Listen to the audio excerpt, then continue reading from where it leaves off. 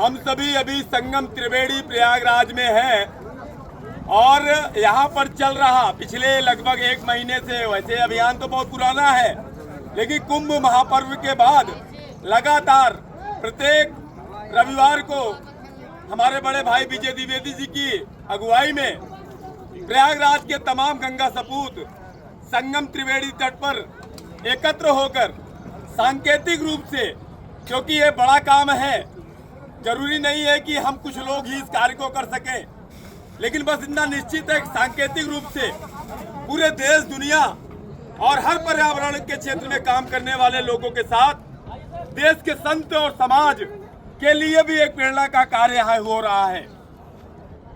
दुनिया जानती है किसी महाकुंभ में स्नान करने के लिए, पुण्य कमाने के लिए दुनिया भर के लोग यहाँ पर पदार्पण किए और कहीं न कहीं उसका लाभ भी लिए, लेकिन हम प्रयागराज वासी, खासकर मैं उनके लिए बोल रहा हूँ कि हम लोगों का दायित्व क्या बनता है, जो हमारी पहचान है संगम की धरती, हम उसके लिए क्या कर रहे हैं। अभी आप देखिए तो इतने सारे आपको जो कूड़े कचरे, प्लास्टिक की बोरियां और लोगों के कपड़े लोग इसी गंगा जी संगम में छोड़ के चले जाते हैं। 15-20 मिनट की मेहनत से आपको इतना कुछ दिखाया जा रहा है। विजय जी एक तरह से एक एग्जाम्पल खड़ा कर रहे हैं, एक उदाहरण दे रहे हैं। देश के जितने पर्यावरणविद हैं या जो भी माँ गंगा यमुना या देश की नदियों को माई मानते हैं, उनका ये धर्म है कि वो अपने घाटों पे अपने क्षेत्र की नदियों के लिए इसी तरह से चिंतित हो। ये मामला सिर्फ संगम का नहीं है, हर नदी आज कहीं न कहीं प्रदूषण के दंश से जूझ रही है। तो ऐसे में हम लोग यहाँ पर ये सांकेतिक आपकी अगुवाई में प्रयास करते हुए आप सबसे भी आह्वान कर रहे हैं कि अपने क्षेत्र की मां समान जलधाराओं को बचाने में आगे आइए और खासकर नदियों की महत्ता को समझिए। हमें उन तक क्या लेके जाना है, हमें उनसे क्या पाना है, इसका थोड़ा सा हम लोगों को समझ होनी चाहिए। तो अभी आप देखिए, भैया जल भी दिखा दीजिए। ये सारी जितने गंदगी यहाँ आप ढेर देख रहे हैं, इसी जल से निकला है।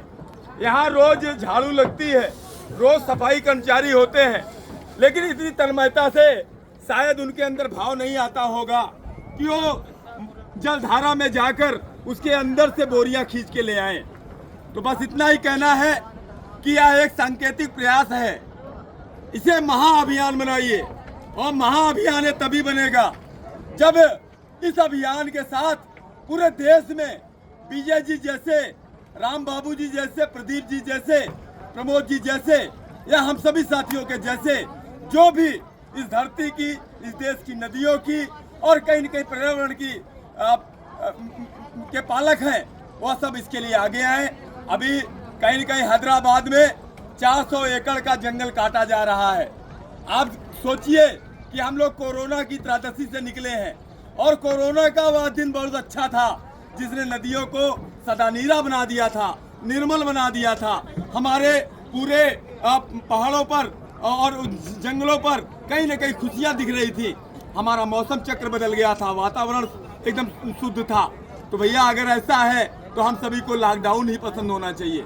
अगर हम अपने कर्मों पर अंकुश नहीं लगा सकते, अगर हम अपनी गलत चीज़ों को रोक नहीं सकते, तो बस एक बार इतना ही कहना है कि आप सभी का धन्यवाद जो आपने इतनी देर तक मेरी बातें सुनी है।